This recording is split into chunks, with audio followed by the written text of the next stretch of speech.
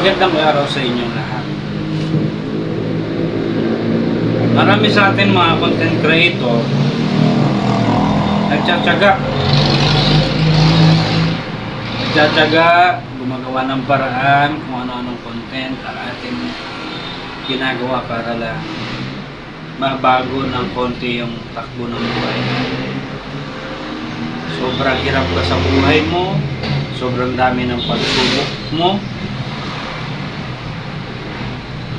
Nagtatrabaho ko naman ng maayos, pero pakiramdam mo parang dadagan sa'yo ang lahat. Meron ka lang kasing isang kinakalimutan. Ang Diyos sa buhay mo.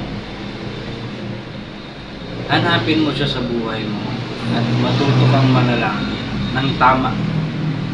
Manalangin ka ng Bible way prayer. At higit sa lahat, tingnan nyo yung nakalagay dyan sa pin.